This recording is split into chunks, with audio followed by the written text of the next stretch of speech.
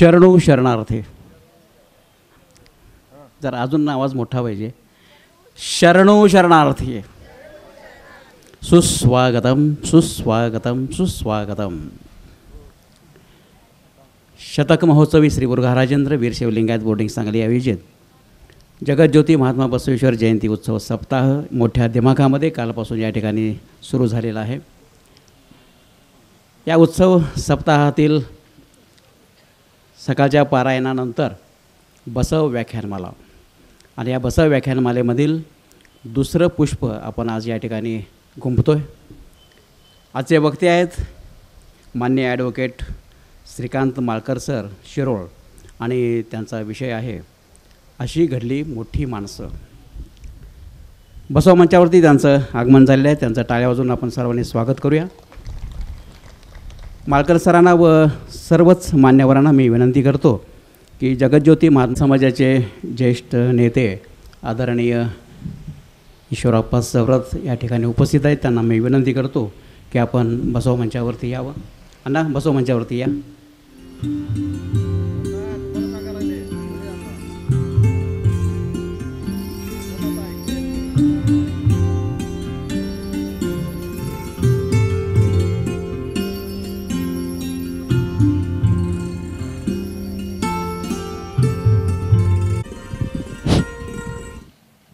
आजचे जे आपणाला वक्ते लाभलेले आहेत ते श्रीकांत माळकर सर हे SM self development and career अकॅडमीचे संचालक आहेत. त्याचबरोबर संपूर्ण महाराष्ट्रामध्ये 1000हून अधिक प्रेरणादायी कार्यक्रम सादर करणारे ख्यातनाम वक्तेसुद्धा आहेत. LLM मास्टर ऑफ लॉज या कायद्याच्या पदव्युत्तर परीक्षेत शिवाजी विद्यापीठात प्रथम व BJ बॅचलर ऑफ जर्नलिझम या परीक्षेत टिळक महाराष्ट्र विद्यापीठ पुणेच्या गुणवत्ता यादीत नाव आहे. त्यांच्या संस्थेमार्फत विद्यार्थी युवक युवती स्पर्धा परीक्षा उमेदवार महिला गृहिणी नोकरदार व्यावसायिक उद्योजक संस्था संघटना कंपनी इत्यादींसाठी तुम्हीच यशाचे शिल्पकार हा संपूर्ण व्यक्तिमत्व विकास प्रशिक्षण कोर्स आयोजित केला जातो. पुणे कोल्हापूर बेळगाव सांगली सातारा बारामती फलटण दापोली चिपळूण सोलापूर कराड मुरुड अशा महाराष्ट्रातील अनेक नामांकित व्यासपीठावर त्यांची व्याख्याने व पहिल्याच आवृत्तीला प्रचंड प्रतिसाद मिळालेल्या तुम्हीच यशाचे शिल्पकार या पुस्तकाचे ते लेखक व स्वस्थ रहा मस्त रहा या VCDचे संपूर्ण महाराष्ट्रातील हजारो लोकांनी त्यांच्या व्याख्यानांचा व व्यक्तिमत्व विकास कार्यशाळेचा लाभ घेतला आहे. पुस्तक VCD व कार्यक्रमाबद्दलच्या प्रतिक्रिया त्यांना आपण जरूर कळवाव्या. धन्यवाद. अशी ही महान व्यक्ती आज आपल्याला वक्ते म्हणून लाभलेली आहे. त्यांना विनंती करतो की आपण त्यांनी आपलं व्याख्यान या ठिकाणी सुरू करावं.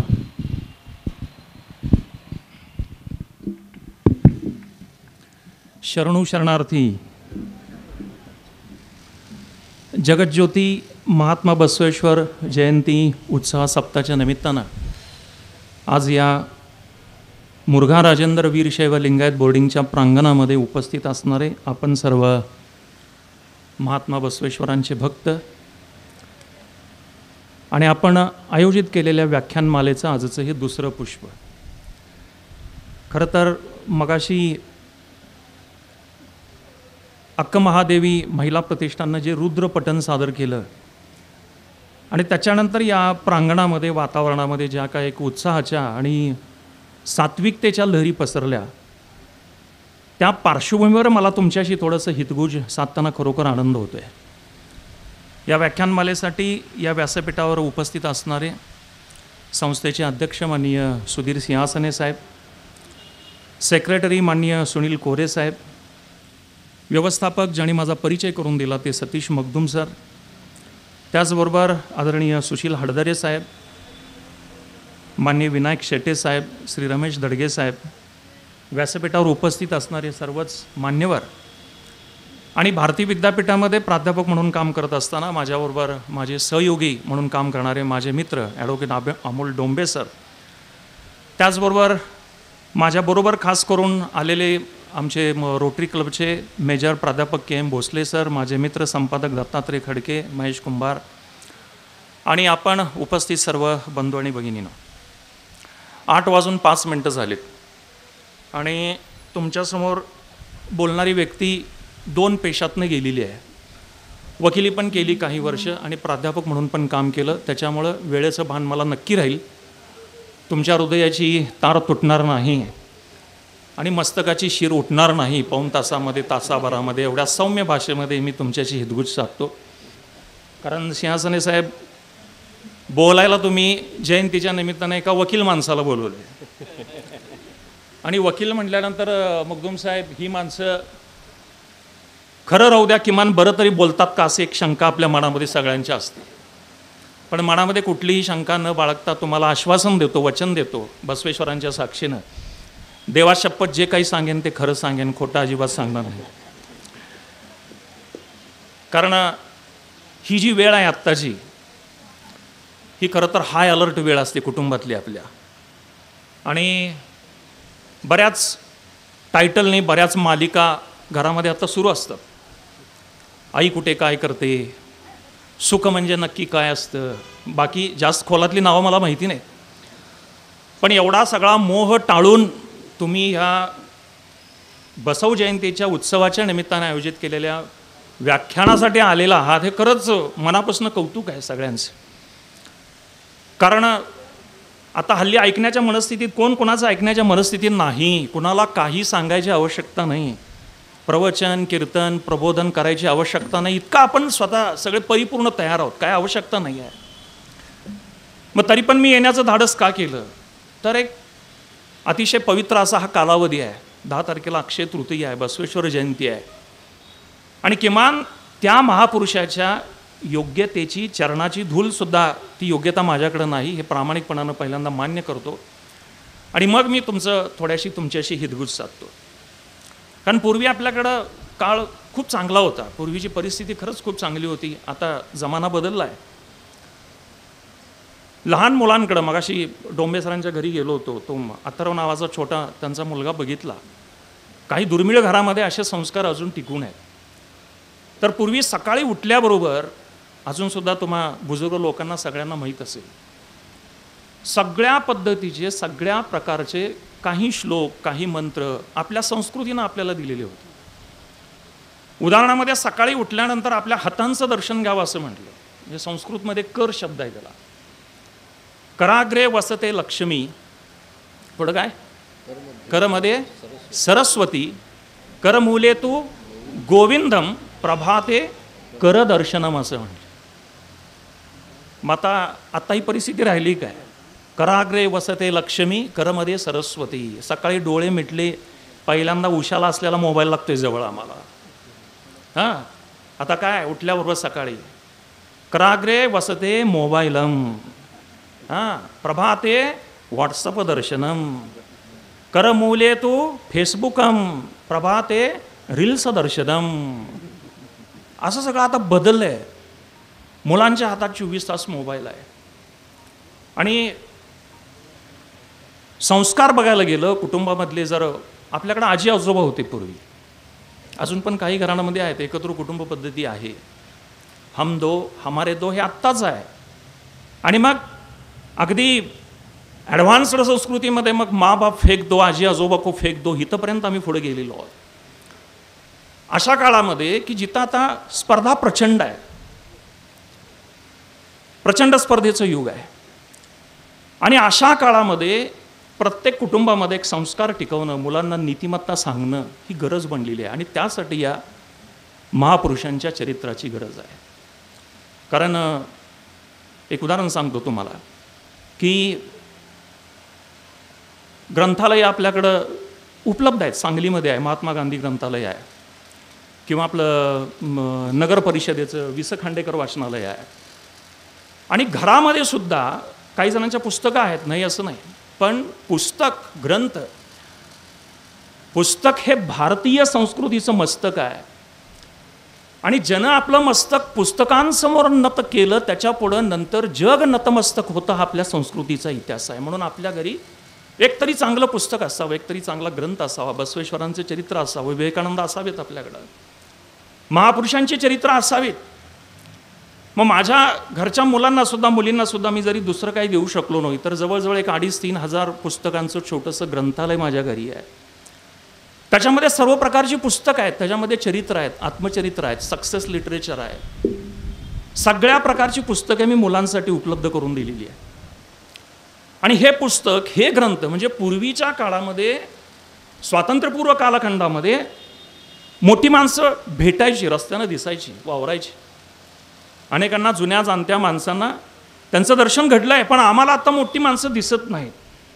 मग त्यांचं दर्शन जरी होत नसलं तरी ग्रंथांच्या रूपानं, पुस्तकांच्या रूपानं आजसुद्धा ही महापुरुष आपल्या घरामध्ये, ग्रंथालयामध्ये उपलब्ध आहेत. आणि म्हणून महात्मा बसवेश्वर आमच्या मुलांपर्यंत आम्ही घेऊन गेलो पाहिजे, विवेकानंदांना आम्ही त्यांच्यापर्यंत नेलं पाहिजे, भारतीय संस्कृतीचा महिमा त्यांच्यापर्यंत आम्ही पोचवला पाहिजे. आणि म्हणून मी आपल्याला सांगू इच्छितो की एक सायन्सचा नियम आहे, विज्ञानाचा असा नियम आहे की आपली जी सूर्यमाला आहे, सोलर सिस्टम, तर सूर्य हा मध्यवर्ती जर आपण ग्राह्य मानला तर सूर्याला सगळ्यात जवळ असणारा ग्रह कोणता आहे माहिती आहे तुम्हाला? सूर्याला सगळ्यात जवळ असणारा ग्रह आहे तो मर्क्युरी, बुध. आणि सूर्यापासून सगळ्यात शेवटी जो ग्रह आहे तो आहे प्लुटो. हा जो बुध आहे सूर्यापासून तो अत्यंत जवळ आहे. मी म्हणालो ना, महापुरुषांचा सहवास, त्यांचं चरित्र, त्यांचं आचरण, त्यांचं तेज, त्यांची प्रभा, त्यांची वाणी हे आपल्या कानावर कायम पडावं, आपण त्याच्या सहवासात राहावं, त्याचं चिंतन करावं. मर्क्युरीचा, बुधाचा फायदा काय सूर्याच्या जवळ असल्यामुळं? Mercury takes only 88 days to complete 1 orbit around the sun, असं सायन्स सांगतं, विज्ञान सांगतं.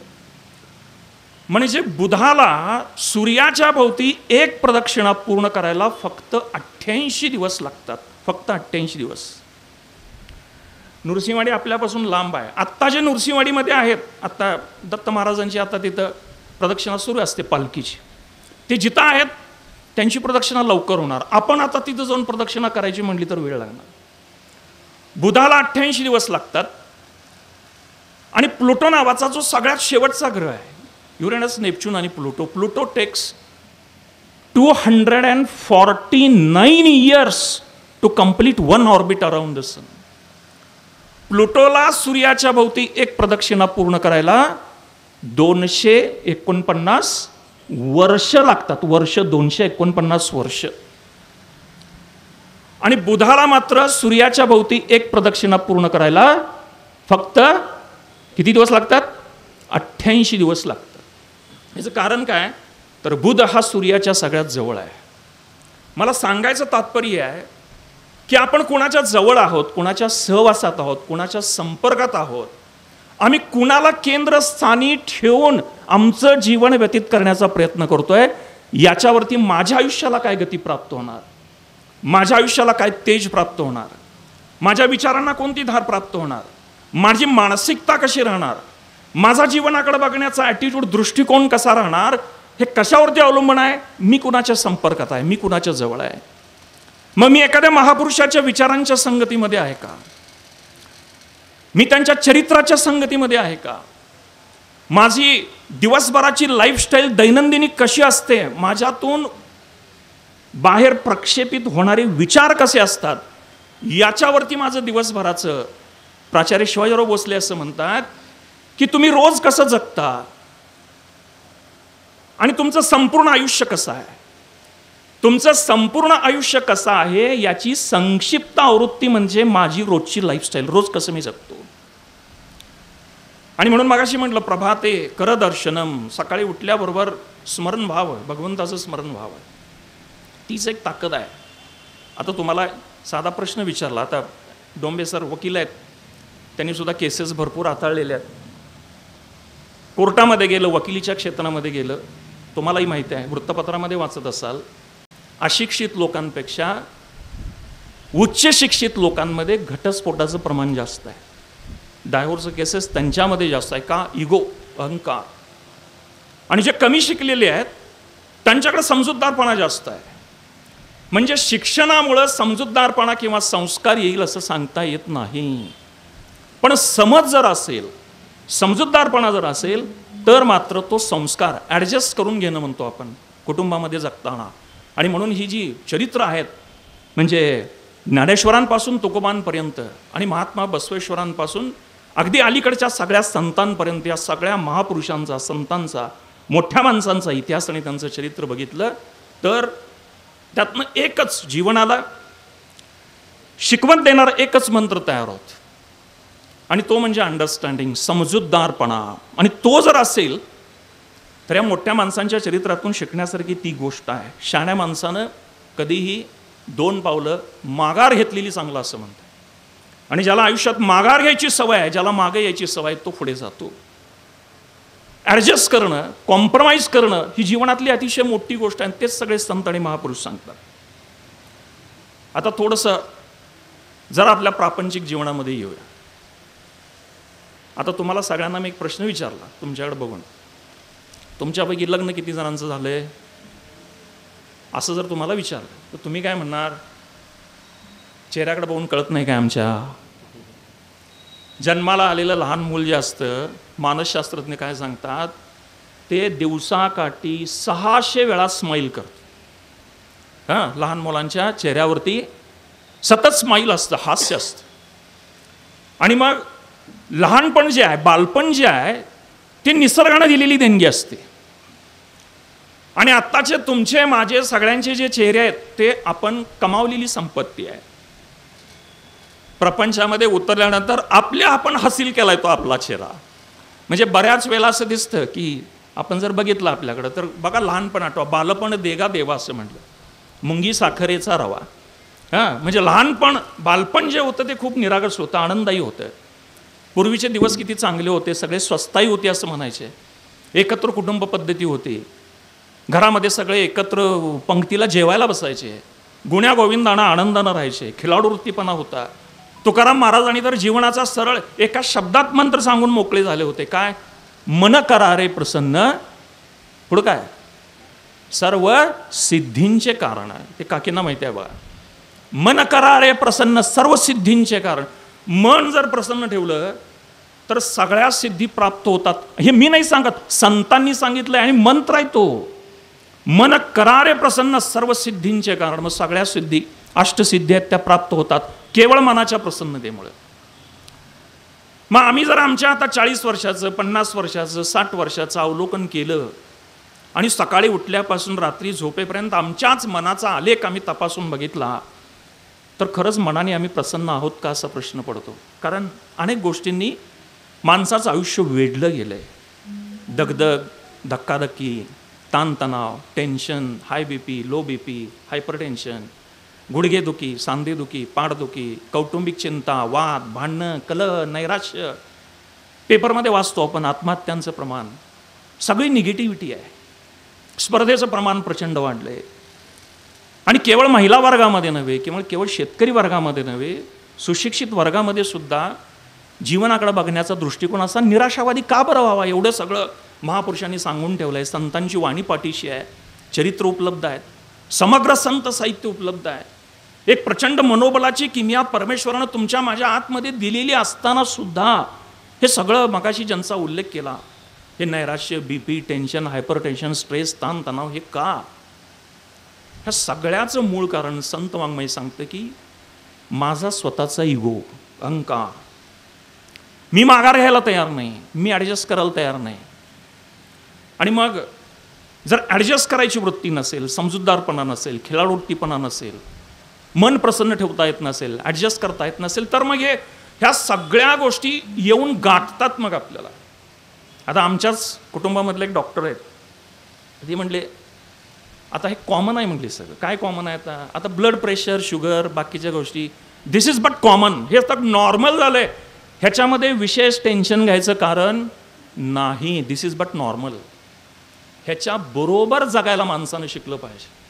आणि ते सुद्धा कोणतेही ताणतणाव न घेता शांत, स्थिर मनानं.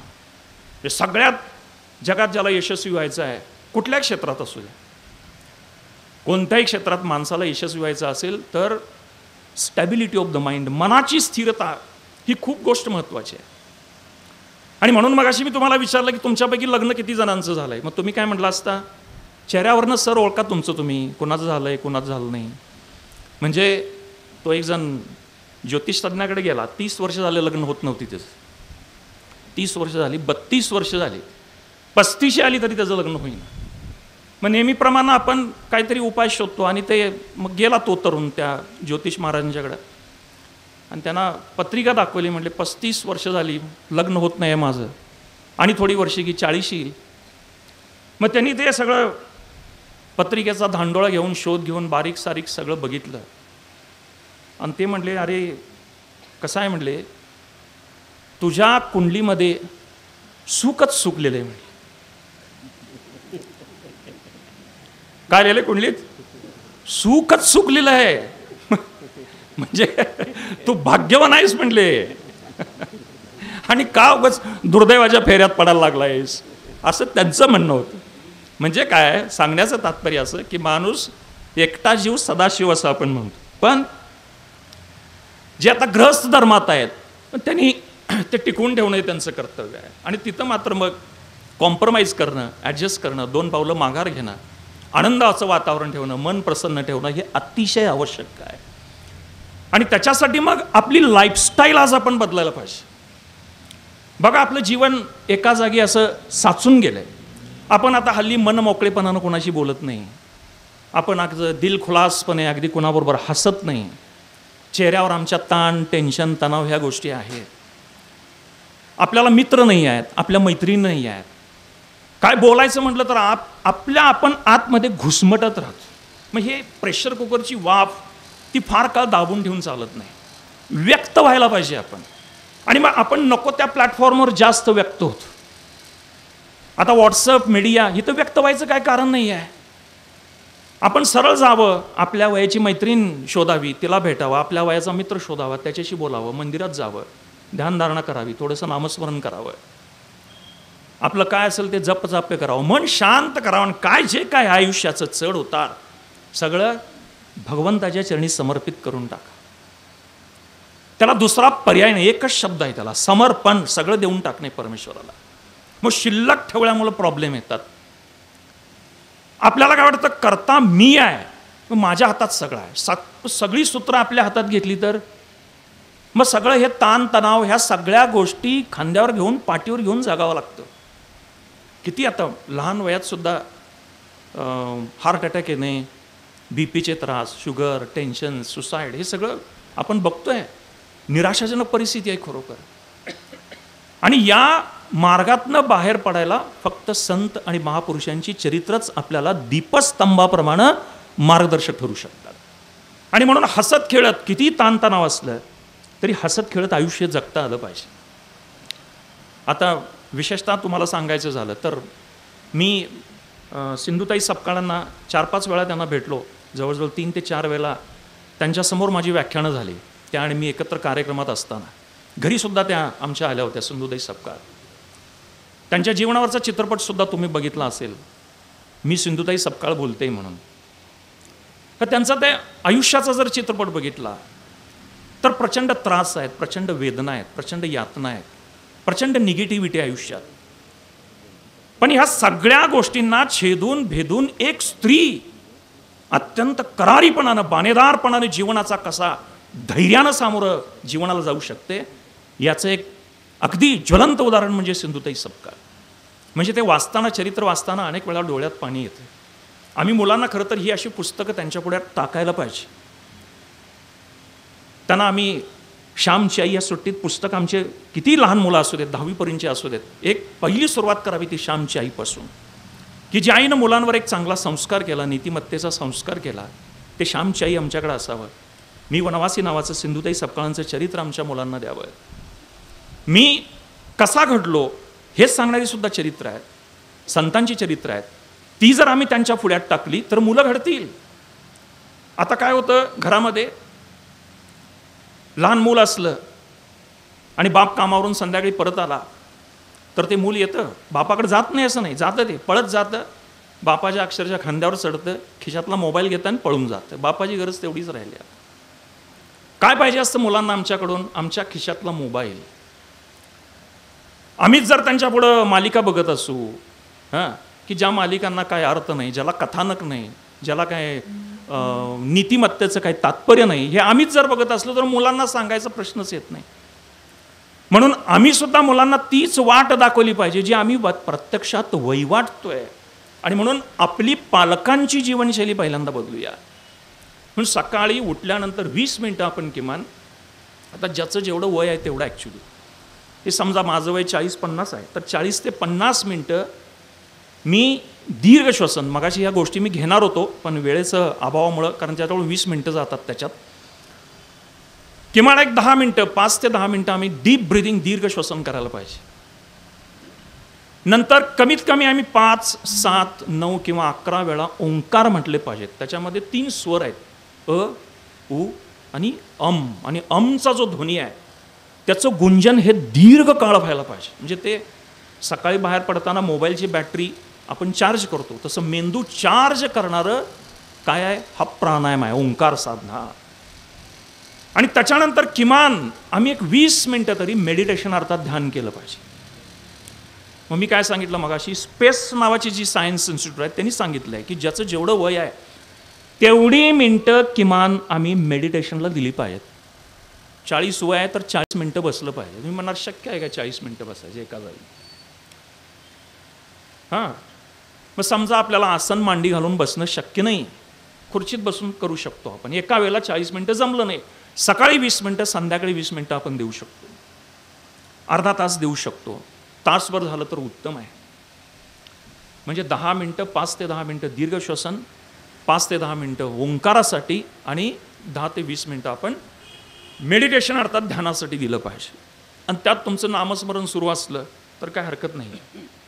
जी आपली काय वैयक्तिक साधना असेल ती करायला हरकत नाही. पण माझं म्हणणं आहे अर्धा ते पाऊण तास वैयक्तिक जीवनासाठी, चिंतनासाठी दिलं पाहिजे.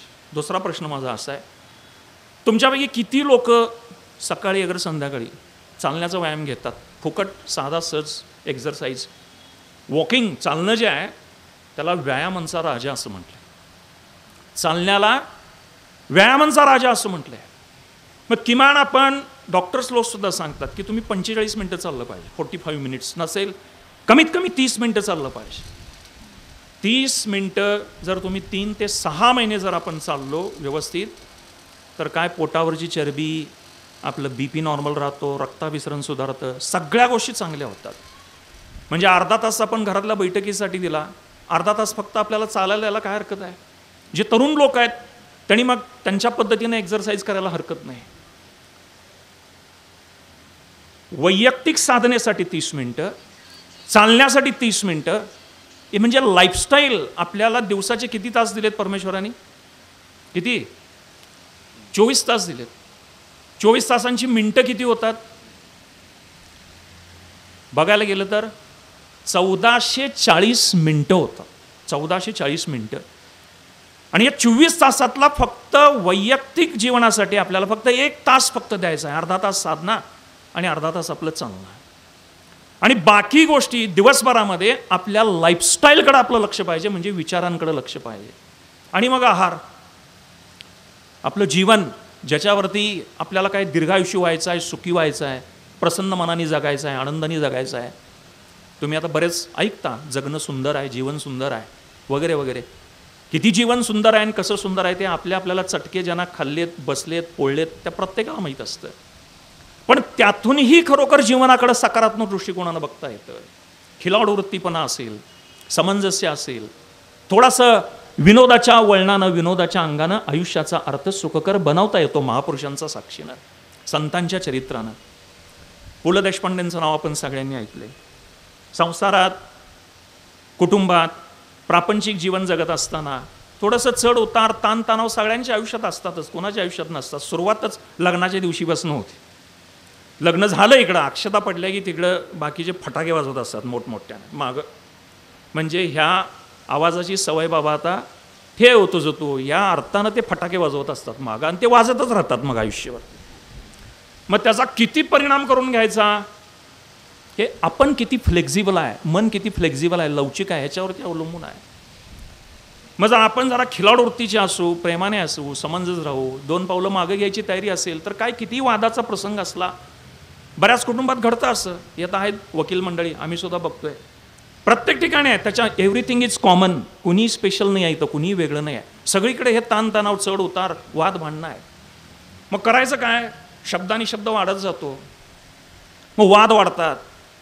मग वाद वाढला की रागाचा पारा वाढतो. रागाचा पारा वाढला की मग काय हाताला काय लागेल आणि कुठं नेम लागेल काय सांगता येत नाही, अशी परिस्थिती होते. अनेक कुटुंबात होते असं. मग ह्याला उत्तर सांगून ठेवलंय संतांनी.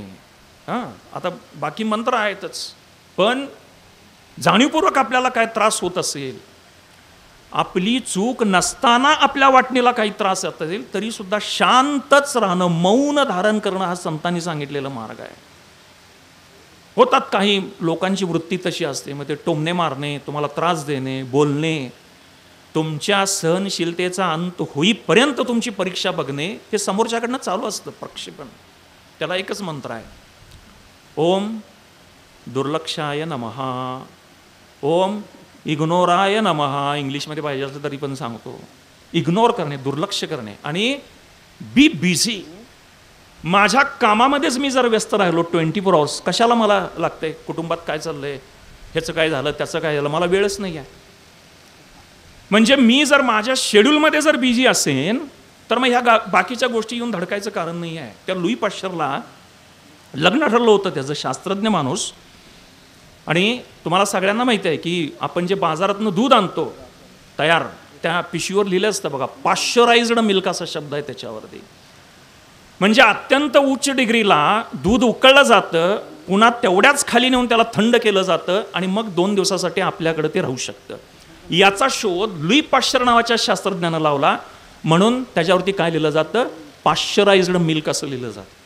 आणि हा जो लुई पाश्चर आहे, याचं लग्न ठरलं आहे, तिकडे मंडपामध्ये वधू आलेली आहेत, पाहुणे आलेले आहेत, सगळी तयारी आहे, हार तुरे तयार आहेत, आणि वराचाच पत्ता नाही. सगळीकडे शोध घेतला, हा कुठेही सापडला नाही. म्हणजे आमच्या लग्नाचा बँड कित्येक वर्ष अगोदर आपल्या मनात वाजत असतो, पण लग्नाच्या दिवशी सुद्धा लुई पाश्चरला लग्नाचं भान नव्हतं. शेवटी मित्रांना वाटलं प्रयोगशाळेत जाऊन बघावं. लुई पाश्चर लग्नाच्या दिवशी प्रयोगशाळेमध्ये संशोधनामध्ये मग्न होऊन गेलेला होता. आज माझं लग्न आहे हे सुद्धा तो विसरून गेलेला होता. आणि तिथून त्याला आणलं आणि त्याचं लग्न लावून दिलं लुई पाश्चरचं. स्वतःच्या कामात जर व्यस्त राहिलो आपण, तर जगाचं भान हरपणं ज्याला म्हणतात, ती एकमेव गोष्ट म्हणजे स्वतःच्या कामात हरवून जाणं. आणि तरी पण मग काही चौकार षटकार येतात कुटुंबामध्ये. हां, मग त्यावेळेला चेंडू झेलायचा का सोडायचा, हे आपल्या वैयक्तिक स्किल आहे, ते आपलं वैयक्तिक कौशल्य आहे. मग अशी म्हणून सांगितलं की पु ल देशपांडे यांच्याबद्दल मी बोलत होतो. तर खूप मोठे साहित्यिक, तुम्हाला सगळ्यांना माहीत आहे, प्राध्यापक वबा बोधे सांगलीतसुद्धा आपल्या व्याख्यानासाठी येऊन गेले. 2-3 वेळा सरांना भेटलो आहे मी, निरा गाव त्यांचं. तर बोधे सरांच्या पुस्तकात हा किस्सा आहे.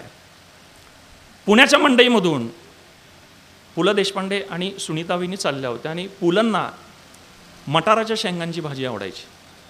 सुनीताबाईंना म्हटलं, एक अर्धा किलो मटाराच्या शेंगा घ्या. वहिनी म्हटले, आज काही भाजी करायची नाही आहे, चला मी काय पाहिजे, कुठली भाजी पाहिजे माझी मी घेते. मग तो शेंगा, मटाराच्या शेंगा विकणारा तो जो विक्रेता होता, भाजी विक्रेता, तो पुलंना म्हटला, देशपांडे साहेब, तुमच्या शेजारी जे नेरकर म्हणून राहतात ना, त्यांनी मगाशी माझ्याकडून 10 किलो मटार नेला आहे. म्हटले, तुम्ही अर्धा किलो तर न्या. पुलं म्हणले, वा वा वा वा वा, म्हणले, एवढा मटार नेला आहे नेरकरनं, कशासाठी रे? काय त्यांचा घोडा आहे का रेडा आहे मला काय माहीत नाही. म्हटले, कर 10 किलो मटार घेऊन गेलेत म्हणले.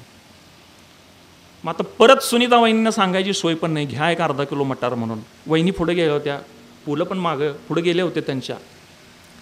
आणि काय वाटलं कोणास ठाऊक, पु ल देशपांडे 4 पावलं मागं आले आणि त्या मटारांच्या शेंगा विकणाऱ्या माणसाच्या कानात जाऊन एवढंच म्हणाले, राग आलता प्रचंड बायकोचा, पण रस्त्यावर व्यक्त केला नाही. वेगळ्या मार्गानं तो काय केला, वेगळ्या मार्गानं ती वाफ काढून टाकली आपल्यातली. मटाराच्या शेंगा विकणाऱ्या त्या माणसाच्या जवळ आले आणि त्याच्या कानात एवढंच म्हटले, या बाईचा नवरा होण्यापेक्षा त्या नेरकराचा घोडा म्हणून जन्माला आलो असतो तर लई बरं झालं असतं. म्हटले, मटाराच्या शेंगा तरी खायला मिळाल्या असं. मोठ्या माणसांच्या आयुष्यात असे प्रसंग येत नाहीत असं नाही आहे, पण खिलाडू वृत्तीनं त्याला विनोदाच्या अंगानं वळवून आपली जी ताकद आहे. बऱ्याच वेळेला काय होतं, राग आला की माणूस प्रचंड, मग काही जण काय तोडफोड होते किंवा काही जण प्रचंड शिव्या देऊन मोकळे होतात. मग आमचे एक जवळचे ग्रस्त म्हणाले, मला सर म्हटले शिव्या दिल्याशिवाय मनाचं समाधानच होत नाही माझ्या, शिवी दिल्याशिवाय पोरांना मला बरं वाटत नाही. असं काय आहे म्हटलं त्याच्यात. मग ते शिवीला हिंदीमध्ये काय म्हणतोय आपण, गाली. हां, एवढं काय असं काय त्याच्यात. तर ते त्यांनी व्याख्या सांगितली हिंदी भाषेमध्ये.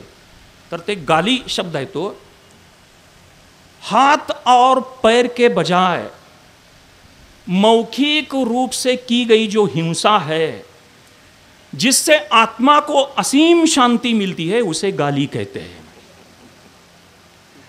म्हणजे मला एवढं अतिव समाधान मिळतंय म्हटले शिवी दिल्यानंतर. पण शेवटी ते शिवी ती शिवीच, त्याचा परिणाम व्हायचा तो निगेटिव्हच होतो. म्हणून ते मुलाला सारखं जर आम्ही आमच्या मुलांना सारखं त्यांच्याकडे निगेटिव्हिटी जर प्रक्षेपित केली तर त्यांच्यामध्ये ते येतच. हां, तर 3 प्रकारची मनं आहेत आपल्याला सुद्धा. एक, नेहमी आपण बाह्य मनातनं विचार करत असतो आणि सातत्यानं आपण बाह्य मनामध्ये जो विचार करतो तो अंतर्मनामध्ये ठाण मांडतोच. म्हणजे इथनं जर निघालो आपण, नृसिंहवाडीला जायचं आहे, बरेच जण जातात, दत्ताला चालत वगैरे जातात, खूप लांबून लोक नृसिंहवाडीला येतात. पण बऱ्याच जणांच्या मनामध्ये काय असतं, नृसिंहवाडीत गेल्यानंतर चप्पल कुठं काढायचं, शंका का, दत्ताच्या दर्शनाची तळमळ नाही, चप्पल कुठं काढायचं का, माझं चप्पल कोण हाणलं तर, माझं चप्पल गेलं तर, नवीन घेतलं आत्ता परवा, चप्पल हाणलं तर, चप्पल गेलं तर, अशा शंका कुशंकांनी मन घेरलेलं असतं. तशाच अवस्थेमध्ये ते चप्पल काढलं जातं आणि दत्ताला जाऊन यायच्या आत मनात म्हटल्याप्रमाणे ते चप्पल कुणीतरी हाणलेलं असतं. आणि मग काय म्हणते, हां बघितला, चायला म्हणलंच होतं आमचं चप्पल कोणतरी नेणार म्हणून. मग हे विचार प्रक्षेपित निसर्गाकडे केले आम्हीच. बाह्य मनातून आम्ही काय करतो, अंतर्मनाकडे प्रत्येक विचार प्रक्षेपित करतो. आणि एक तिसरं मन आहे कॉस्मिक एनर्जी, विश्वमन, ते फक्त आम्हाला एवढंच म्हणत असतं, तथास्तु, जशी तुझी इच्छा, तुला वाटतं तसंच घडोय. मग साधं छातीत धडधडलं तरी आम्हाला अटॅक आल्याची भीती. बारीक सारीक गोष्टींनी सुद्धा आपण हादरून जातो, घाबरून जातो. पण त्याच्यामागे एक जर मनोबल आपलं सकारात्मक असेल, ऊर्जा प्रचंड असेल, ताकद प्रचंड असेल, श्रद्धा असेल, खूप महत्त्वाची गोष्ट आहे. तर जीवन जगण्याचा मंत्र हे श्रद्धा आणि विश्वास, ह्या 2 गोष्टी आम्हाला सांगून जातात. आणि म्हणून संत महापुरुषांची चरित्र मी आपल्याला काय सांगतो, ह्या मोठ्या माणसांची चरित्र ही आम्हाला दीपस्तंभाप्रमाणे मार्गदर्शक का ठरतात. अग्निपंख नावाचं डॉक्टर APJ अब्दुल कलामांचं चरित्र आपण केव्हा तरी आपल्या मुलांना दिलं पाहिजे, की ज्या कलामांनी भारतातल्या युवा पिढीला संदेश काय दिला. जर मोठं व्हायचं असेल, यशस्वी व्हायचं असेल, स्वतः वर्तमानपत्र वाटलं त्यांनी रेल्वे स्टेशनवरती, वडिलांची नाव डोळ्यात देखत त्या समुद्रामध्ये बुडाली, निसर्गाचा तो रुद्र अवतार त्यांनी बघितला आणि याच्यावर मात करण्यासाठी माणसानं विज्ञानाची कास धरायला पाहिजे हे अब्दुल कलामांनी सांगितलं. कष्ट घेतले, प्रचंड अभ्यास केला, शास्त्रज्ञ झाले. आणि ज्या वेळेला तिकडं मद्रासला प्रवेश घेतला, इंजिनिअरिंग कॉलेजला, प्रवेश फी भरायला पैसे नव्हते. कलामांच्या वडिलांनी लग्न झालेल्या मुलीच्या बांगड्या आणल्या, तिच्याकडनं विनंती करून त्या गहाण ठेवल्या, त्याच्यातनं पैसे उचलले आणि अब्दुल कलामांची फी भरली. आणि मग डॉक्टर कलाम हे शास्त्रज्ञ झाले, अभियंते झाले. आणि दिल्ली आणि डेहराडून 2 ठिकाणी निवड झाली होती त्यांची. पण मेरिट लिस्टमध्ये, फायनल मेरिट लिस्टमध्ये ते आले नाहीत आणि निराश झाले, अत्यंत निराश झाले. आणि त्या मनाच्या निराश अवस्थेमध्ये ऋषिकेशला गेले. स्वामी शिवानंदांचा आश्रम आहे तिथं. त्या आश्रमामध्ये प्रवेश केल्यानंतर त्या लहरी, त्यांना प्रसन्नतेच्या लहरी जाणवल्या आणि शिवानंदांनी त्यांना सांगितलं भेटीमध्ये की ते मनावरचं मळप काढून टाक. तुझे जे स्वप्न आहे, तुला जे आतून वाटते ते खरं होणार आहे, तू अभियंता होणार आहेस, तुला ते पद मिळणार आहे, फक्त श्रद्धा ठेव, विश्वास ठेव. अग्निपंख नावाचं, विंग्स ऑफ फायर नावाचं जे पुस्तक आहे, 65-66 पानावरती हा जो मी सगळा वृत्तांत सांगतोय हा तिथं आलेला आहे. आणि 6 महिन्याच्या आत कलामांना ती पोस्ट मिळाली. म्हणजे माझ्या विचारावर जर माझा विश्वास असेल तर मला ते आयुष्यामध्ये प्राप्त होतं. मग ते सकारात्मक असो अगर नकारात्मक असो, ते प्राप्त होतं आपल्याला. फक्त ध्येय आणि त्या ध्येयाविषयीची प्रचंड तळमळ आपल्या मनामध्ये असली पाहिजे. आणि मग उत्तरार्धामध्ये येताना मी आपल्याला सांगू इच्छितो की भारतीय संस्कृती आणि त्या भारतीय संस्कृतीचे हे सगळे जे अर्धवयू ज्यांना आपण म्हणतो, मग ते महात्मा बसवेश्वर असतील, विवेकानंद असतील, ह्या सगळ्या महापुरुषांची आणि चरित्रांची आपल्याकडं किमान जसं मगाशी सांगितलं त्या पद्धतीने एक 5-10 तरी चांगली पुस्तकं आपल्या घरामध्ये असावीत, की ज्या विवेकानंदांनी प्रवास सुरू केला तो पश्चिम बंगालपासून, कलकत्त्यापासून, आणि भारतातला त्यांचा प्रवास संपला तो कन्याकुमारीच्या शिलाखंडावरती, आणि तिथं 3 दिवस आणि 3 रात्री त्यांनी काढलेल्या होत्या. आणि त्या आत शिलाखंडावरती त्या नावाड्यानं सोडलं नाही त्यांना, पोहत विवेकानंद तिथंपर्यंत गेले होते. आणि तिथं मग त्यांना ठाकूरांचं दर्शन झालं, रामकृष्णांचे संकेत मिळाले, विदेशात येण्याचे संकेत त्यांना मिळाले. आणि तिथं 3 दिवस 3 रात्री या भारतातल्या 36 कोटी दरिद्री नरनारायणांचं कल्याण कसं होईल, भारताचा अभ्युदय कसं होईल, आणि माझ्या भारतीय संस्कृतीचा गौरव मला विदेशात नेऊन कसा पोचवता येईल याचं चिंतन केलं. आणि मग विवेकानंद त्या शिकागोच्या सर्वधर्म परिषदेमध्ये गेलेली आहे. एका रात्रीत ही माणसं मोठी झालेली नाही. थंडी, उपासमार, भूक, ह्या सगळ्या अनंत वेदना यातना झेलत करत तिथंपर्यंत विवेकानंद पोचलेले आहेत. आणि मग त्या फुटपाथवरती पहुडलेले असताना त्या भगव्या वस्त्रातला हा कुणीतरी संन्यासी दिसतोय, तेजस्वी आहे, म्हणून त्या अमेरिकेतल्या एका भगिनीनं त्यांना आपल्या घरी आणलं. आणि चर्चेतनं कळलं हा किती मोठा महापुरुष आहे. शेजारी ते प्राध्यापक राहत होते युनिव्हर्सिटीचे, हार्वर्ड युनिव्हर्सिटीचे प्रोफेसर राहत होते, त्यांना बोलवून घेतलं. आणि चर्चेअंती त्यांच्या लक्षात आलं की हा भारतातला एक मोठा योगी आहे, संन्यासी आहे. आणि सर्वधर्म परिषदेमध्ये सहभागी होण्याचं ज्याला क्रेडेन्शियल्स म्हणतो आपण, ते विसरून गेले होते विवेकानंद. आणि मला आता प्रवेश मिळणार कसा? पण प्रचंड झालेल्या चर्चेतून त्या हार्वर्ड युनिव्हर्सिटीच्या प्रोफेसरना लक्षात आलं. आणि त्यांनी काय म्हटले विवेकानंदांना माहिती आहे? स्वामीजी, सर्वधर्म परिषदेमध्ये सहभागी होण्यासाठी तुमच्याकडं प्रवेशपत्र मागणं म्हणजे साक्षात सूर्याला तुला प्रकाशण्याचा अधिकार आहे काय असं विचारण्यासारखं आहे. To ask you Swamiji for your credentials is like asking the sun whether you have right to shine. आणि मग विवेकानंदांना तिथं प्रवेश मिळालेला आहे. आणि त्याच्या अगोदरच्या रात्री पोटात अन्न नाही, थंडीचा प्रचंड कडाका. आपण 1 दिवस उपवास करतो महिन्यातनं, संकष्टी, श्रावण सोमवार, पण कित्येक दिवस उपासमार झाल्यासारखा चेहरा असतो आमचा. हां, उपवास, उप आणि वास 2 शब्द आहेत त्याच्यात. घशाला कोरड पडते, भूक लागते. हां, आणि नेमका एक्झॅक्ट अपोजिट डाएट, अपोजिट आहार घेतला जातो उपवासाच्या काळामध्ये. उप म्हणजे जवळ आणि वास म्हणजे सहवास. मग संकष्टी आहे, मग संकष्टीच्या दिवशी काय व्हायला पाहिजे? चिंतन व्हायला पाहिजे. कुणाचं? गणपतीचं चिंतन व्हायला पाहिजे, त्याचं नामस्मरण व्हायला पाहिजे, त्याचा ध्यास लागायला पाहिजे. उपवास कशासाठी? देहभान तानभूक हरपून जावी त्याच्या स्मरणामध्ये, याच्यासाठी ते संकष्टीचं व्रत आहे.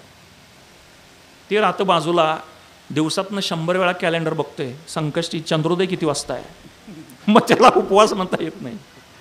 हां, उप म्हणजे जवळ आणि वास म्हणजे त्याच्या जवळ राहणं, सहवासात राहणं, चिंतनात राहणं, ध्यानात राहणं. बघा की एक तासभर अर्धा तास जर जेवण लेट झालं घरात आमच्या, तर म्हणजे कंट्रोल सुटतो आपला, भूक प्रचंड लागलेली असते. मग ह्या साधू संतांनी, महापुरुषांनी उपवासामध्ये काळ कंटलेला आहे. अनेक दिवस त्यांच्या पोटाला काही मिळत नव्हतं.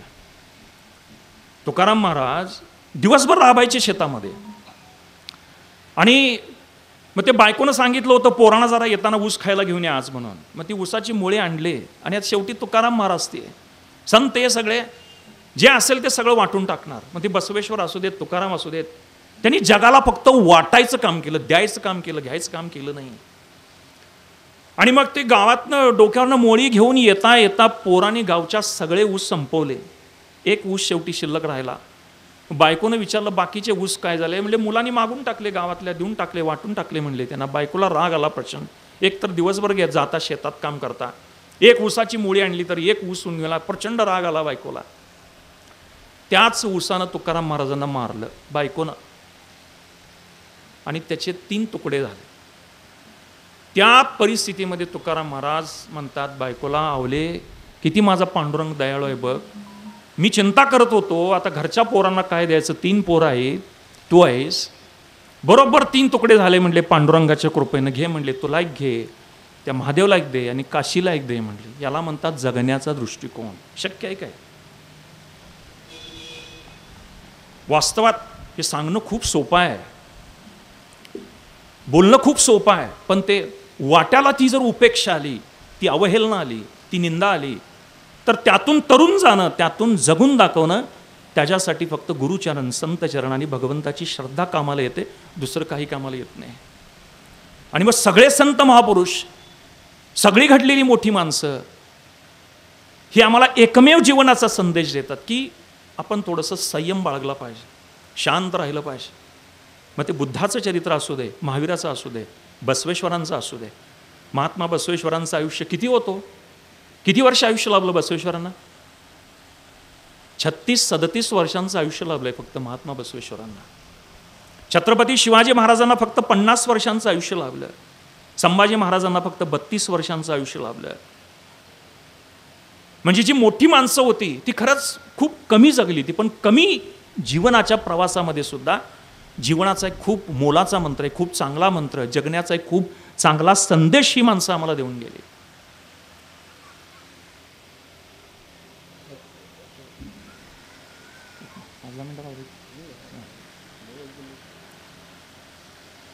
आणि म्हणून वारंवार आपल्याला एक सांगतोय की अलीकडचा काळ हा थोडासा ताणतणावाचा आहे, धक्काधक्कीचा आहे. जगणं सुखाचं आम्हाला करायचं असेल, ते आनंदाचं करायचं असेल, शांततेचं करायचं असेल, तर लाईफस्टाईल आपली बदलणं खूप आवश्यक आहे, जगण्याची शैली बदलणं खूप आवश्यक आहे.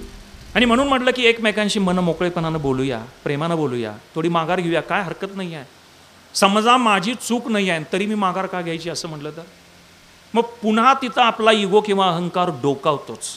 माहीत असते म्हणाला माझी चूक नाही आहे तरी मला त्रास होतो. शहाण्या माणसाने एक काम करावं, ती जागा सोडावी.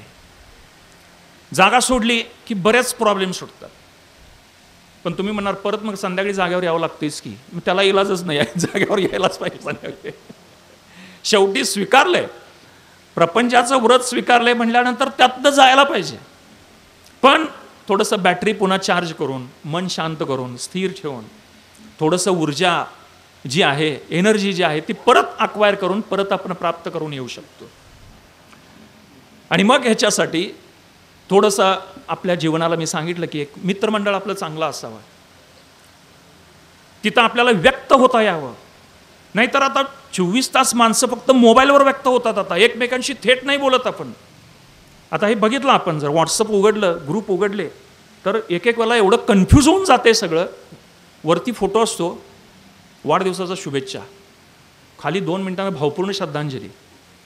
म्हणजे नक्की शुभेच्छा कुणाला, श्रद्धांजली कुणाला असं कळत नाही आहे. एवढं सगळं मिक्स झालंय आणि संवेदनहीन झालं. म्हणजे वाढदिवसाला 30 फुलं, श्रद्धांजलीला पण 30 फुलं, म्हणजे ते आता सिम्बॉल झालेत. आता माणसं थँक्यू सो मच एवढं सुद्धा म्हणत नाहीत. काय म्हणतात ते टिक्यू एवढंच लिहिलं जातंय. ते फुकट आहे तरी सुद्धा तिथं आम्ही एवढी काटकसर आहे आमची. फुल टाकताना एकच फुल टाकायचं का, तुझ्या बागेतली देतोस काय, 4 एक्स्ट्रा फुलं टाकली वाढदिवस आहे म्हणून तर काय बिघडतंय. भरभरून बोलावं, भरभरून द्यावं असं वाटत नाही आपल्याला. सगळं शॉर्ट शॉर्ट शॉर्ट होत चाललंय. खूप बोलणं कमी होत चाललंय, संवाद कमी होत चाललाय. म्हणजे उच्च शिक्षित असतात कुटुंबामध्ये सगळे, पण कम्युनिकेशन गॅप किंवा जनरेशन गॅप ज्याला आपण म्हणतो, हल्ली मुलांच्या वरती सुद्धा टेन्शन प्रचंड आहे. कोटा आपल्याला सगळ्यांना माहिती आहे. जेई नीटच्या अभ्यासासाठी देशभरातनं मुलं तिथं जात आहेत. गेल्या 3 वर्षात साहेब 96 मुलांनी सुसाईड केलेलं आहे कोटामध्ये. 96 विद्यार्थ्यांनी अभ्यासाच्या प्रचंड टेन्शन म्हणून. मग सगळ्यांनीच डॉक्टर आणि इंजिनियर व्हायला पाहिजे काय? बाकी कुठली क्षेत्र आपल्या मुलांसाठी उपलब्ध नाहीत का? चित्रकार होऊ शकत नाही का? तो पत्रकार होऊ शकत नाही का? एखादा उत्तम वक्ता बनू शकत नाही का? कवी होऊ शकत नाही का? गायक होऊ शकत नाही का? त्याला उत्तम तबला वाजवता येऊ शकत नाही का? कितीतरी कला आहेत, 64 कला आहेत. मग या 2 क्षेत्रांच्या पुढं हल्ली एवढं प्रचंड वेगानं आम्ही निघालेलो आहोत की मुलांना तो ताण सहन व्हायचा झाला आहे. 96 स्टुडंट, 96 विद्यार्थी गेल्या 3 वर्षामध्ये अभ्यासाच्या प्रचंड तणावाने कोट्यामध्ये आत्महत्या केलेली आहेत त्याने. आणि बाकी तर प्रमाण कितीतरी. जगणं सोपं आहे. आर्ट्समध्ये सुद्धा मुलांना उत्तम करिअर करता येतं, कॉमर्समध्ये चांगलं करिअर करता येतं, सायन्समध्ये करता येतं, कितीतरी फील्ड आहे. आणि कुठलंही क्षेत्र नाही आहे ते तुम्हाला मोठेपण प्राप्त करून देतं. काम कुठलंही वाईट नाही आहे. साध्यात साधं काम असू दे. कामाला काय सांगितलं महात्मा बसवेश्वरांनी? कायक वे कैलास. काया म्हणजे हे राबवायचं आहे, हे झिजवायचं आहे. शरीर काळाचे म्हणलंय, त्याला एक दिवस काळोबान येणार, पण जोपर्यंत आहे तोपर्यंत त्याला कामासाठी वापरलं पाहिजे. कर्म करा म्हणून सांगितलं, त्याला झिजवा, कष्ट घ्या. मग आमचे बरेचसा वेळ, मग सांगितलं 1440 मिनटं उपलब्ध आहेत आपल्याला, मग त्यातला बराचसा वेळ हल्लीची मुलं 9ला उठतात, 10ला उठतात, रात्री उशिरापर्यंत जागरण होतं, मग सकाळी पुन्हा उशिरा उठायचं. म्हणजे जीवनाची सगळी जी एक लय आहे, संगीताला जसं ताल, स्वर, लय ह्या गोष्टी असतात, तसं जीवनाला सुद्धा एक ताल असतो, एक लय असते, एक स्वर असतो. आणि तो जर सापडला तर खरा जगण्यात खूप आनंद आहे. आणि मला किती पैसे मिळतात ह्याच्याकडे मी कधी लक्ष देत नाही. कामाशी मतलब. आपण कामाशी, जर आमिर खानचं पिक्चर आहे 3 इडियट्स, काय सांगितलंय त्यानं युवा पिढीला? मेहनत करो, मेहनत करो, कामयाबी झक मार के पीछे आती. आम्ही मेहनत करायला तयार नाही, कष्ट करायला तयार नाही. मग आम्हाला एका रात्रीत मोठं व्हायचं आहे. मग आमची मुलं सांगतात त्या IPL सुरू आहे आत्ता, आणि त्याच्यामध्ये मला वाटतं तो फॉरेनचा बॉलर आहे, त्याला काहीतरी 25 कोटी रुपये मानधन मिळालं. अरे मिळालं असेल, मग ते त्याचं काम आहे. प्रत्येकानं त्याच मार्गाने गेलं पाहिजे असं काय नाही आहे. साध्या कामातनं सुद्धा माणसाला मोठं होत आहेत. नाम से नाही, काम से बडप्पन मिळत आहे. माझं काम, माझा रोल काय, माझी भूमिका आहे. मी गृहिणी म्हणून काम करते का, मी बँकेत आहे का, मी प्रोफेसर आहे, टीचर आहे, डॉक्टर आहे, वकील आहे, शिक्षक आहे, नोकरी, उद्योजक, बँक, काहीतरी एक माझा रोल आहे. त्या कामाशी मी ऑनेस्ट आहे काय, त्या कामाशी मी प्रामाणिक असेल, तिथं माझं सर्वस्व देत असेल, तर मला पैसे किती मिळतात ह्याची चिंता करायची मी कारण नाही. कारण put the service first and money takes the care of itself असं सांगितलंय. सेवा जगाला सर्वोत्तम द्या, पैशाची काळजी भगवंत करेल. शेती असू दे, तुकाराम महाराज शेतात गेले की सांगतात ते त्यांच्या चरित्रामध्ये, तिथले वृक्ष, वेली, लता तुकाराम महाराजांच्या बरोबर बोलायचे, डोलायचे, हसायचे. एवढं माझं मातीवर, माझ्या शेतीवर माझं एवढं प्रेम आहे का? बऱ्याच जणांना आपली नोकरी आवडत नाही, आपला उद्योग आवडत नाही, व्यवसाय आवडत नाही, कुटुंबातली माणसं आवडत नाहीत. मग हे तिरस्कार करून त्याचा काय उपयोग नाही आहे. Accept yourself as you are. जसं आहे तसं सगळ्या परिस्थितीचा आम्ही आनंदानं स्वीकार केला तर जगण्यामध्ये आनंद आहे. शेवटचा एक प्रसंग सांगतो आणि आपण थांबूया. एक जुना पिक्चर, कदाचित जुन्या लोकांना माहीत असेल, आपल्या कामाशी कसं देहभान हरपून जावं. मुघले आझम नावाची फिल्म होती, काही जणांना आठवते का बघ.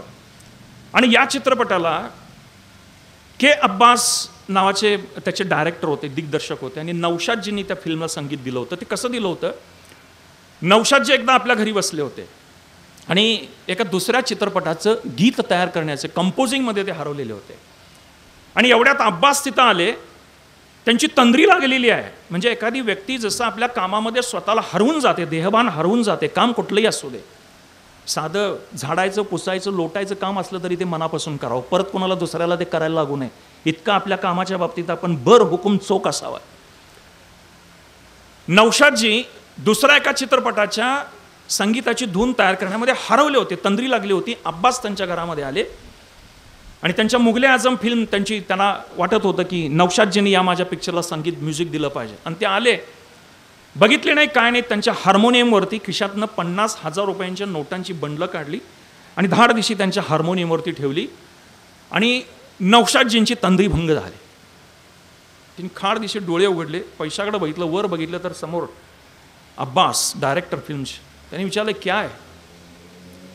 अब्बास म्हणले मेरी जो अगली फिल्म है मुगले आजम, उस फिल्म का म्यूजिक बनाने के तौर पर, एडवांस के तौर पर मैं आपको ये रकम दे रहा हूं. प्रचंड राग आला नौशादजींना. त्यांनी सरळ ते पैसे उचलले आणि अब्बासजींच्या तोंडावर फेकून दिले. ते आतनं त्यांच्या बेगम आल्या, नौशादजींच्या बेगम आल्या. अरे क्या कर दिया आपने, पैसे फेक दिए. अरे पहिले इनसे पूछो इन्होंने क्या किया. यांनी काय केलं ते विचार. यांनी आले आणि धाड दिशी पैसे ठेवले, माझी तंद्री भंग झाली. माझ्या मनात एक कंपोजिंग सुरू होतं, ते सगळं विसरून गेलो मी. आणि मग अब्बासजींच्या लक्षात त्यांची चूक आली आणि त्यानंतर नौशाद त्यांना म्हणले, एक कागज के टुकड़ों को लेकर उन्हें दीजिए जो इन कागज को टुकड़ों को देखकर फिल्म का म्युझिक बनाव. म्हणजे पैशाकडे बघून जे चित्रपटाचं संगीत बनवतात त्या लोकांना नेऊन द्या, माझ्याकडे येऊ नका.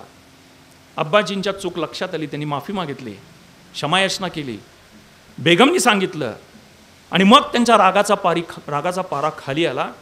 त्यांनी शब्द दिला, मुगले आझम फिल्मचं म्युझिक त्यांनी तयार केलं आणि त्या चित्रपटाला 25 वर्ष रौप्य महोत्सव चित्रपटाचा साजरा झाल्यानंतर मग अब्बासजींनी मानधन स्वीकारलं. Put the service first, money takes the care of it self.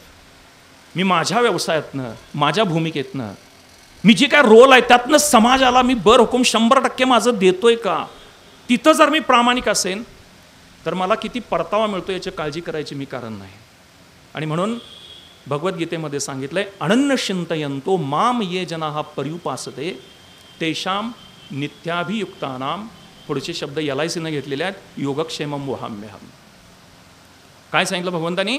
अनन्य चिंतयन्तो माम जना ये पर्युपासते तेषाम नित्याभियुक्तानाम योगक्षेमम वहाम्यहम. जो अनन्य भावानं माझं स्मरण करेल, जो अनन्य भावानं मला शरण येईल, त्याचं योग क्षेम कुशल सगळं चालवण्याची जबाबदारी भगवंत स्वतःकडे घेतो, आपल्याकडे घेतो.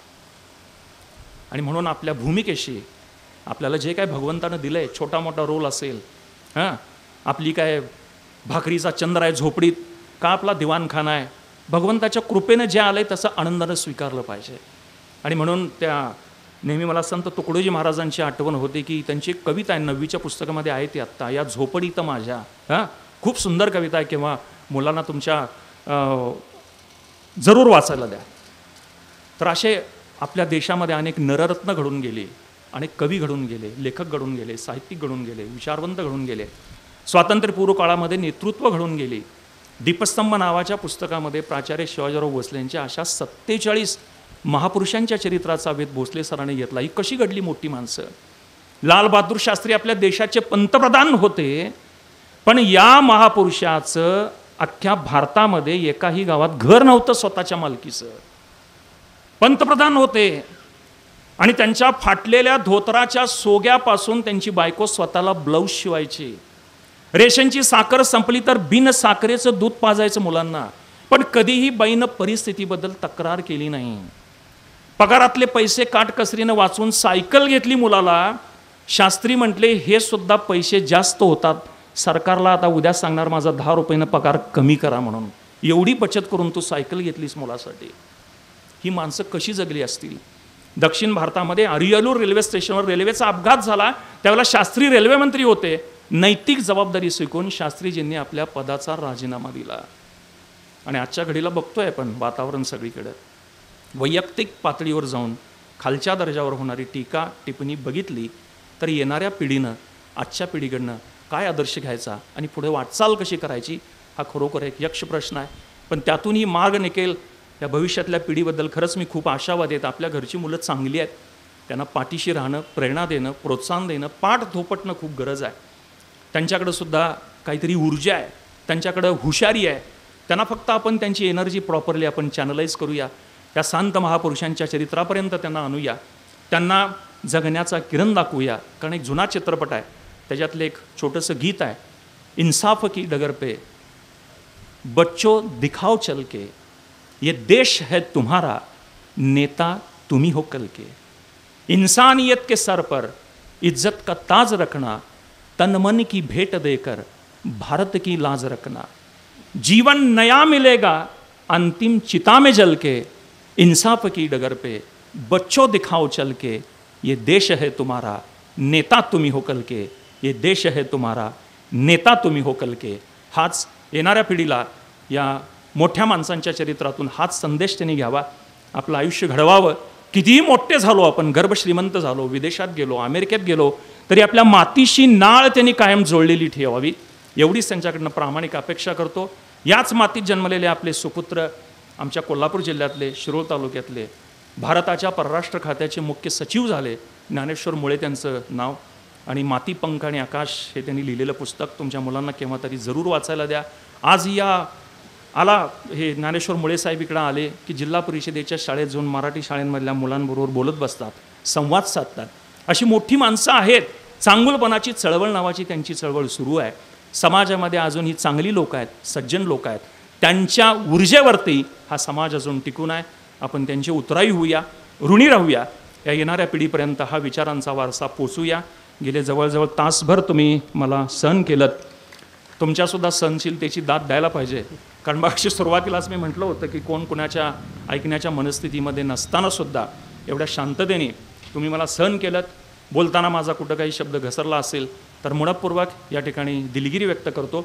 आपण या ठिकाणी बोलवलं, माझा सन्मान केलात, माझे विचार शांततेने ऐकलत, याबद्दल कायमच या मुरगा राजेंद्र वीर शैव बोर्डिंगचा मी आयुष्यभर ऋणी राहीन. मागाई साहेब 5-7 वर्षांपूर्वी एकदा मी व्याख्यानला येऊन गेलो होतो आपल्याकडं, कारण याच परिसरामध्ये माझं शिक्षण घडलं. NS लॉ कॉलेजला डिग्री झाली. मग LLMला युनिव्हर्सिटीत गेलो, तिथं फर्स्ट आलो. इथंच लेक्चरशिपलासुद्धा इथंच सुरुवात झाली. सांगली माझं मूळचं गाव, तसं बघायला गेलं तर कुपवाड हे माझं मूळ गाव आहे, तुमच्यातलाच मी आहे. त्याच्यामुळं फार तुमच्या माझ्यामध्ये असं कुठलं औपचारिकतेचं नातं न ठेवता तुम्ही खरोखर शांततेनं सहकार्य केलं, त्याच्याबद्दल ऋण व्यक्त करतो. जाताना एक पुस्तक आहे माझं, तुम्हीच यशाचे शिल्पकार नावाचं, पण फक्त जरासं मधल्या पावसाळ्यामध्ये त्याचं बाइंडिंग जरासं थोडंसं कवर झालं आहे, खराब झालं आहे. हवे असेल तर पुस्तकं 100 रुपये फक्त किंमत आहे. आता ही दुसऱ्या आवृत्तीची फक्त एक अर्धा पुस्तकं माझ्याकडे शिल्लक आहेत. फक्त मोजून 10 पुस्तकं असतील. आपल्या मुलांना आपल्याला हवे असेल तर आपण ते जरूर घेऊन शकता. शिरोळमध्ये सध्या राहतो. जाताना आपल्या अकॅडमीची माहितीपत्रक कुणाला हवा असेल तर माझ्याकडे ध्यान, pranayama, yoga, meditation, personality development, spoken इंग्लिशचे कोर्स, स्पर्धा परीक्षा, हे सगळं शिबिरं वरचेवर मुलांसाठी काउन्सिलिंगचं सुरू असतं. केव्हा आलात तर जरूर नृसिंहवाडीला जाताना येताना आमच्या शिरोळला आवर्जून या अशी प्रार्थना करतो आणि आपले ऋण व्यक्त करतो. धन्यवाद.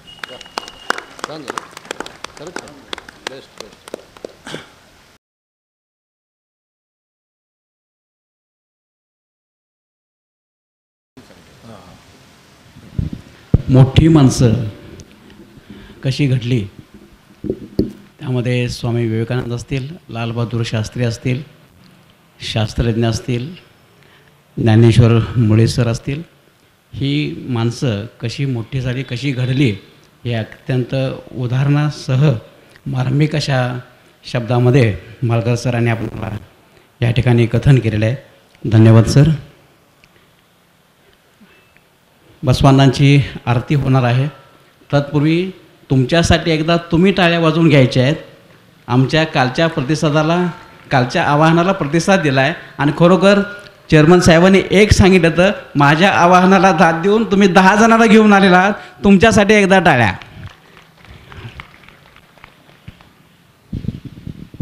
बसवांनांची आरती होईल, त्यानंतर महाप्रसाद होईल.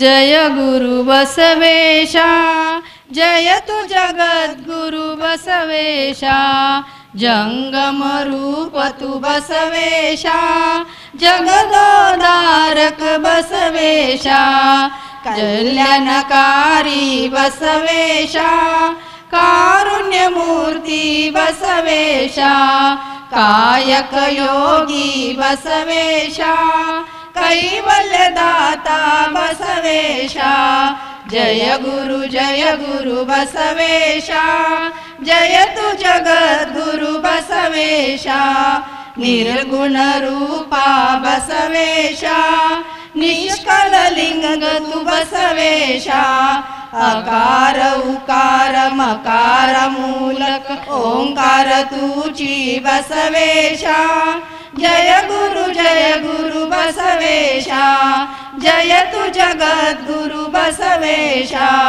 परम प्रभु तु बसवेशा, पतित पावन बसवेशा, भक्तांचा प्राण बसवेशा, भवभयतारक बसवेशा, जय गुरु बसवेशा, जय तु जगद्गुरु बसवेशा, किंकर तुची बसवेशा, शंकर तुची बसवेशा, मूढ मानवाचा मदहरता, महादेव तु बसवेशा, जय गुरु बसवेशा, जय तु जगद्गुरु बसवेशा, अनुनिसान तु बसवेशा, महत महीयन बसवेशा, शरण हृदय बसवेशा, धाव धाव तु बसवेशा, धाव धाव तु बसवेशा, धाव धाव तु बसवेशा. जगज्योती महात्मा बसवेश्वर महाराज की, अक्मा देवी माता की, जगज्योती महात्मा बसवेश्वर महाराज की. आवाज अजून मोठा झाला पाहिजे. जगज्योती महात्मा बसवेश्वर महाराज की, जगज्योती महात्मा बसवेश्वर महाराज की. Very good.